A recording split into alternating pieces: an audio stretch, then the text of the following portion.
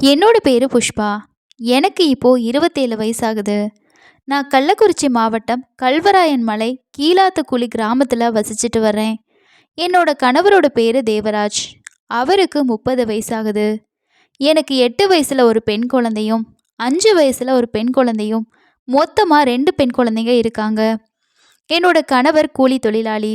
எங்களுக்கு போதிய வருமானம் இல்லாதனால 2 குழந்தைகளையும் வளர்க்குறதுக்கு ரொம்பவே சிரமமா இருந்துச்சு. வேற எங்கேயாவது போயிட்டு வேலை செய்யலான்னு சொல்லி என்னோட கணவரும் வேலை தேடிட்டு இருந்தாரு. அப்பதான் என்னோட கணவருக்கு கர்நாடகா மாநிலம் மைசூர்ல இருக்க ஒரு மிளகாய் தோட்டத்துல கூலி வேலை கிடைச்சிது. இதை விட அங்க அதிகமா சம்பளமும் கிடைச்சிது. என்னோட கணவர் அங்க வேலைக்கு போக முடிவு பண்ணாரு. இதுக்காக நானும் என்னோட 2 குழந்தைங்களையும் கூட்டிக்கிட்டு கர்நாடகா மாநிலம் போசூருக்கு போனோம். அங்க ஒரு வாடகைக்கு ஒரு வீடு எடுத்து என்னோட கணவர் மிளகாய் தோட்டத்துக்கு வேலைக்கு போனாரு. நானும் அவர் கூட சேர்ந்து அந்த வேலைக்கு போய்கிட்டு இருந்தேன். நாங்கள் வேலை செஞ்ச அதே மிளகாய் தோட்டத்தில் தான் சேலம் மாவட்டம் பெத்தநாயக்கன் பாளையம் தாலுகா கீரக்கடை பகுதியை சேர்ந்த மணிங்கிற 23 வயசான வாலிபனும் அங்கே வேலை செஞ்சிட்டு இருந்தாரு. அப்போ தான் எனக்கும் மணிக்கும் இடையில பழக்கம் ஏற்பட்டுச்சு. நாங்கள் 2 பேரும் வேலை சேர்ந்த இடத்துல அடிக்கடி பேசி பழகிட்டு வந்தோம். அதுக்கப்புறமா எங்களோட செல்ஃபோன் நம்பரை மாற்றிக்கிட்டு வேலையை முடிச்சுட்டு வீட்டுக்கு வந்ததுக்கப்புறமா நாங்கள் 2 பேரும் அடிக்கடி ஃபோனில் பேசி பழகிட்டு வந்தோம். இந்த பழக்கம் எங்களுக்குள்ள ஒரு தகாத உறவாகவும் மாறிச்சு. இதனால் நான் அடிக்கடி மணியை தனிமையில் சந்திச்சு என்னோட கணவர் வீட்டில் இல்லாத நேரத்துலையும் அவர் கூட உல்லாசமாக இருந்துக்கிட்டு வந்தேன். மணிக்கு 23 வயசு தான் ஆகுது. அவனும் கல்யாண ஆசையில் இருந்ததுனால அந்த சமயத்தில் நான் அவன் கூட பழக்கத்தை ஏற்படுத்தி கொண்டதால அவனோட ஆசைகள் எல்லாமே ஏன் மேலே அவன் தீர்த்துக்கிட்டான். அவன் எப்படியெல்லாம் தன்னோட மனைவி கூட இருக்கணும்னு ஆசைப்பட்டானோ கனவு வச்சுருந்தானோ அப்படி எல்லாமே அவன் என் கூட உறவு வச்சு அனுபவிக்கவும் ஆரம்பித்தான். எனக்கு அது ரொம்பவே பிடிச்சிருந்தது. அவனோட எல்லா ஆசைகளையும் நிறைவேற்றணும்னு எனக்கு அவன் எப்படியெல்லாம் சொல்கிறானோ அப்படி எல்லாமே அவன் கூட தனிமையில் இருக்கவும் ஆரம்பித்தேன். மணியோட வீட்டில் அவனுக்கு இன்னும் 5 வருஷத்துக்கு அப்புறமா தான் கல்யாணம் செஞ்சு வைக்கிறதா சொன்னாங்க. அதனால் அவனோட எல்லா ஆசையுமே ஏன் மேலே அவன் காட்டவும் ஆரம்பித்தான். நானும் என்னோட உடல் தேவைக்காக நான் அந்த சந்தர்ப்பத்தை பயன்படுத்திக்க ஆரம்பித்தேன். இப்படியே நாங்கள் பல மாதங்களாக தனிமையில் உறவு வைக்கவும் ஆரம்பித்தோம். இப்படியே போய்கிட்டு இருக்கப்ப திடீர்னு ஒரு நாள் என்னோட கணவர் வீட்டுக்கு வந்து நம்மளோட ஊருக்கே போய் எனக்கு ஒரு டிரைவர் வேலை கிடச்சிருக்கு, அதனால நம்ம திரும்பியும் அங்கேயே போயிடலான்னு சொன்னார். இது எனக்கு ரொம்பவே அதிர்ச்சியை கொடுத்துச்சு. காரணம், நான் என்னோட வீட்டுக்கும் என்னோட ஊருக்கும் திரும்பி போயிட்டா மணியை சந்திக்க முடியாது, அவனோட உல்லாசமாக இருக்க முடியாது. எனக்கு அது ஷாக்காக தான் இருந்துச்சு. உடனே நான் என்னோட கணவர்கிட்ட சொன்னேன், நமக்கு இங்கே தான் வேலை நிரந்தரமாக இருக்குது. நாம் நம்ம சொந்த ஊருக்கு போனதுக்கப்புறமா அந்த டிரைவர் வேலை நமக்கு கிடைக்காம போகலாம், இல்லை அதில் நமக்கு போதிய வருமானமும் இல்லாமல் போகலாம். அப்போ நான் என்ன செய்ய, பேசாமல் நம்ம இங்கேயே இருந்து இந்த வேலையை பார்க்கலாம் அப்படின்னு நான் என்னோட கணவர்கிட்ட எவ்வளவோ எடுத்து சொன்னேன். அப்போ தான் என்னோட கணவர் இங்கே வேலை செய்வார், நாமளும் தொடர்ந்து மணி கூட தனிமையில் இருக்கலாம் அப்படின்னு நினச்சி என்னோட கணவரோட மூளையை செலவு செஞ்சு பார்த்தேன். ஆனால் அவர் எதுக்கும் மசிகிற மாதிரி தெரியல. இல்லை, நமக்கு இந்த வேலை நிரந்தரமாக இருக்கும், நமக்கு நல்ல சம்பளமும் கிடைக்கும், நம்ம சொந்த ஊர்லேயே வாழ்ந்துடலாம், நாம் நம்மளோட வீட்டிலையே வாழ்ந்துடலாம், நாம் ஏன் இங்கே வாடகை வீட்டில் இருக்கணும்னு சொல்லி அவர் என்னை திரும்பவும் என்னோட ஊருக்கே கூட்டிகிட்டு போக முயற்சி செஞ்சார்.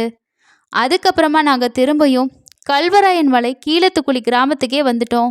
இங்கே வந்ததுக்கப்புறமா என்னோட கணவர் டிரைவர் வேலைக்கு போய்கிட்டு இருந்தார். இதனால் என்னால் மணியை சந்திக்கவே முடியலை. அடிக்கடி ஃபோனில் மட்டுமே பேசிட்டு வந்தோம். அப்போ மணி என்கிட்ட சொன்னான், நீ அங்கே போயிட்ட, நான் உன் கூட உல்லாசமாக இருக்கவே முடியல, என்ன செய்யன்னு கேட்டான். எனக்கும் அவன் மேலே இருந்த ஆசையினால், நீயும் அந்த வேலையை விட்டுட்டு ஊருக்கே வந்துரு, என்னோட கணவரும் டிரைவராக தான் வேலை செய்கிறாரு, அவர் காலையில் போனால் நைட்டு தான் வருவார், அதனால் அந்த சந்தர்ப்பத்தை நாம் பயன்படுத்திக்கிட்டு என்னோட வீட்டிலையே நாம் உல்லாசமாக இருக்கலான்னு சொன்னேன். எங்கள் ஊருக்கு பக்கத்தில் இருக்க ஊருக்கு வந்துரு, அங்கேயே ஒரு வேலையும் பார்த்துக்கோ, என்னோட ஊருக்கு பக்கத்தில் இருக்க ஊர் தான் கீரக்கடை, அந்த ஊருக்கு நீ வந்துரு, அங்கேருந்து நீ ஏதாவது வேலையை பார்த்துக்கோ, என்னோட கணவர் இல்லாத சமயத்துலலாம் நான் உன்கிட்ட சொல்கிறேன், நீ என்னோட வீட்டுக்கு வா, நாம் 2 பேரும் சந்தோஷமாக இருக்கலான்னு சொன்னேன். அதுக்கு மணியும் ஒத்துக்கிட்டு அவனும் உடனடியாக அந்த மிளகாய் தோட்டத்தில் இருந்த வேலையை விட்டுட்டு கல்வராயன் மலைக்கே வந்துட்டான். வந்தவன் நான் சொன்னது மாதிரியே எங்களோட கிராமத்துக்கு பக்கத்து கிராமத்திலேயே குடியும் வந்துட்டான். அங்கே இருந்துக்கிட்டு அவனும் கூலி வேலைக்கு போனான். என்னோட வீட்டில் கணவர் இல்லாத சமயங்கள் எல்லாம் நான் மணியை என்னோட வீட்டுக்கு வர வச்சு அவன் கூட திரும்பவும் முன்ன மாதிரியே தனிமையில் இருக்க ஆரம்பித்தேன். நான் மைசூரில் இருந்தப்போ என்னோட அக்கம் பக்கத்தில் உள்ள வீடுகள் எல்லாமே நான் யாருன்னே தெரியாது. என்னோட கணவருக்கும் அவங்க பழக்கமே இருக்காது. ஆனால் நான் உள்ளூருக்கு வந்ததுக்கப்புறமா என்னை என்னோட சுற்றி இருக்க எல்லா சொந்தக்காரங்களுக்குமே தெரியும். என்னை யாருன்னு அவங்க எல்லாருக்கும் தெரியும். என்னோட ஊரை சேர்ந்தவங்க தான். இதனால் அடிக்கடி மணி என்னோட வீட்டுக்கு வந்து போகிற விஷயத்த எப்படியோ என்னோட கணவர் தெரிஞ்சுக்கிறாரு. நீ இல்லாத நேரத்தில் யாரோ ஒரு பையன் வந்துட்டு போகிறான்னு சொல்லி அவர்கிட்ட சொல்லியிருக்காங்க. அப்போ தான் என்னோட கணவர் என்கிட்ட கேட்க ஆரம்பித்தார். அவர்கிட்ட சொன்னேன், நம்ம மிளகாய் தோட்டத்தில் வேலை செஞ்சப்போ அந்த பையன் இங்கே வந்திருக்கான். அவன் இங்கே பக்கத்து ஊரில் தான் வேலை செய்கிறான். அவன் தான் நம்ம வீட்டுக்கு வந்து நல்லா விசாரிச்சுட்டு போகிறான்னு சொல்லி எப்படியோ என்னோட கணவரை சமாளிச்சிட்டேன். ஆரம்பத்தில் என்னோட கணவர் நான் சொன்னதை நம்பினாரு. ஆனால் அதுக்கப்புறமா நானும் அவரும் தனிமையில் இருந்ததை அவர் ஒரு நாள் பார்த்துட்டாரு. இதனால் அவர் எங்கள் மேலே கடுமையான ஆத்திரத்தில் இருந்தார். என்னோட தகாத உறவையும் கண்டிச்சாரு. இனி நீ இந்த தகாத உறவை கைவிடணும், இல்லைன்னா நடக்கக்கூடிய விபரீதத்துக்கு நான் பொறுப்பில்லைன்னு என்னை மிரட்டவும் ஆரம்பித்தார். 2 பெண் குழந்தைய வச்சுக்கிட்டு இப்படி நீ தகாத உறவில் இருந்தா நம்ம 2 குழந்தைகளோட எதிர்காலம் என்ன ஆகும் அப்படின்னு என்னை கண்டிச்சாரு. இதனால நான் மணியை சந்திக்க முடியாமல் போச்சு. அவன் கூட தனிமையில் இருக்க முடியாமையும் போச்சு. இதனால் என்னோட தகாத உறவுக்கு என்னோட கணவர் இடையூறாக இருப்பதா அவரை கொலை செய்ய முடிவு செஞ்சேன். அவரை கொலை செஞ்சுட்டா நாம் எங்கேயாவது வேறு இடத்துக்கு போயிட்டு மணியோட ஒன்றா குடும்பம் நடத்தலாம். அவனுக்கு திருமணம் ஆகாததுனால நமக்கு அந்த பிரச்சனையும் கிடையாது. நாம் திரும்பவும் மணியை கல்யாணம் செஞ்சுக்கிட்டு அவன் கூட நினச்ச நேரமெல்லாம் தனிமையில் இருக்கலானோ, எந்த விதமான இடையூறும் இருக்காதுன்னு நான் திட்டமிட்டேன். இதனால் என்னோட திட்டத்தை நான் மணிக்கிட்ட சொன்னேன். அவனும் நம்மளோட தகாத உறவுக்கு இடையூறாக இருக்கக்கூடிய என்னோட கணவரை தீர்த்து கட்டிட்டா நாம் எப்பவும் போல் சந்தோஷமாக ஒன்றா இருக்கலான்னு ஆசை வார்த்தை சொன்னேன். மணிக்கும் என் மேலே இருந்த மோகத்தினால ஆசையின் காரணமாகவும் உடனடியாக என்னோட கணவரை கொலை செய்ய அவன் ஒத்துக்கிட்டான். என்னோட கணவருக்கு மது குடிக்கிற பழக்கம் இருந்துச்சு. அவர் தினமும் வேலையை முடிச்சுட்டு மது போதையில் தான் வீட்டுக்கே வருவார். இதை நாங்கள் எங்களுக்கு சாதகமாக பயன்படுத்திக்கிட்டோம். என்னோட கணவர் எப்போவுமே 7-8 மணிக்கெல்லாம் மது குடிச்சிட்டு வீட்டுக்கு வந்துடுவார். வந்ததுமே சாப்பிட்டுட்டு தூங்கிடுவார். அதை எங்களுக்கு சாதகமாக பயன்படுத்திக்கணும்னு நான் மணிக்கிட்ட சொன்னேன். மணியும் அதுக்கு ஒத்துக்கிட்டான். என்னோட கணவரை கொலை செய்கிறதுக்காக அவனோட உறவினர் ஒருத்தரையும் கையோடு கூட்டிகிட்டு வந்தான். அன்னைக்கு நைட்டு என்னோட கணவர் 7 மணிக்கெல்லாம் வீட்டுக்கு வந்துட்டார். வரும்போதே மதுபோதையில் தான் இருந்தார். சாப்பிட்டதும் தூங்கிட்டாரு. கொஞ்சம் இருட்டினதுமே நான் மணிக்கு ஃபோன் பண்ணி சொன்னேன். உடனடியாக மணியும் அவனோட ரிலேட்டிவ் ஒரு பையனும் எங்கள் வீட்டுக்கு வந்தாங்க. என்னோட கணவரை கத்த விடக்கூடாதுங்கிறதுக்காக முன்ஜாக்கிரதையாகவே நாங்கள் எங்கள் வீட்டில் இருந்த ஒரு பழைய துணி எடுத்து கணவரோட வாயை திறந்து அதில் துணியை வச்சு துணிச்சிட்டோம். அதுக்கப்புறமா என்னோட காதலனான மணியும் அவனோட உறவினரும் சேர்ந்து என்னோட கணவரோட கழுத்தை நெரிச்சு கொலை பண்ணவும் ஆரம்பித்தாங்க. நான் என்னோட கணவரோட கை கால்களை பிடிச்சிட்டு அவங்களுக்கு உதவி செஞ்சேன். அவரோட உறவினர் என்னோட கணவனோட கையை பிடிக்க என்னோட காதலனான மணி என்னோட கணவனோட கழுத்தை நெரிச்சு அவரை கொலையும் செஞ்சான். அதுக்கப்புறமா என்னோட கணவர் கொலை செஞ்சதுக்கப்புறமா அவரோட சடலத்தை அவங்க இருசக்கர வாகனத்திலே எடுத்துகிட்டு போயிட்டாங்க.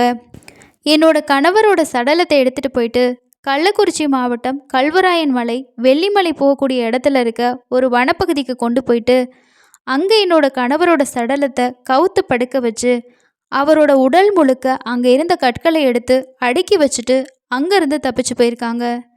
மறுநாள் இதை பார்த்த அந்த பகுதியை சேர்ந்த மக்கள் உடனடியாக கிராம நிர்வாக அலுவலருக்கு தகவல் தெரிவிச்சிருக்காங்க.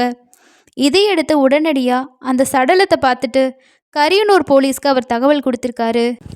இதை கேள்விப்பட்டு அந்த ஸ்பாட்டுக்கு வந்த அந்த போலீஸோ இந்த சடலம் கிடக்கிறது தருமபுரி மாவட்ட எல்லையில், நாங்கள் விசாரிக்க முடியாதுன்னு மறுத்துட்டாங்க.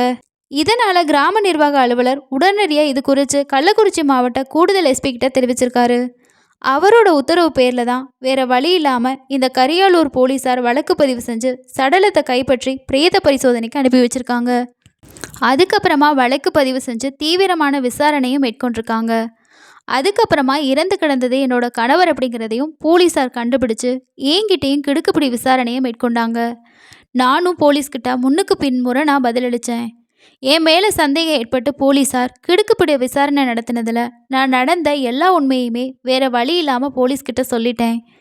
இதனால் போலீஸ் என் மேலே கொலை வழக்கு பதிவு செஞ்சு இந்த கொலையை செய்கிறதுக்கு என்னோட காதலனான மணியையும் அவனோட உறவினரான சுரேஷ் என்பவனையும் போலீஸ் அதிரடியாக கைது செஞ்சாங்க. அதுக்கப்புறமா எங்கள் 3 பேரையும் போலீஸ் சிறையிலையும் அடைச்சாங்க. தகாத உறவுக்காக தகாத உறவில் இருந்தனா என்னோட கணவரை கொலை செஞ்ச பாவத்துக்காக இப்போ என்னோட 2 குழந்தைகளையுமே நான் இல்லாமல் ரொம்ப கஷ்டப்பட்டுட்டு வராங்க. நானும் சிறையில் கம்பி எண்ணிட்டுருக்கேன். என்னோட வாழ்க்கையே சிறையில் தான் கழிச்சிட்ருக்கேன். இந்த சம்பவத்தை பற்றி உங்களோட கருத்துக்கள் என்ன அப்படிங்கிறத கீழே இருக்க கமெண்ட் செக்ஷனில் ஷேர் பண்ணுங்கள். முடிஞ்ச அளவுக்கு இந்த வீடியோவை மற்றவங்களுக்கு ஷேர் பண்ணுங்கள். இது போன்ற வீடியோக்களை பார்க்கணும் அப்படின்னு நினச்சிங்கன்னா மறக்காமல் நம்ம சேனலையும் சப்ஸ்கிரைப் பண்ணிக்கோங்க.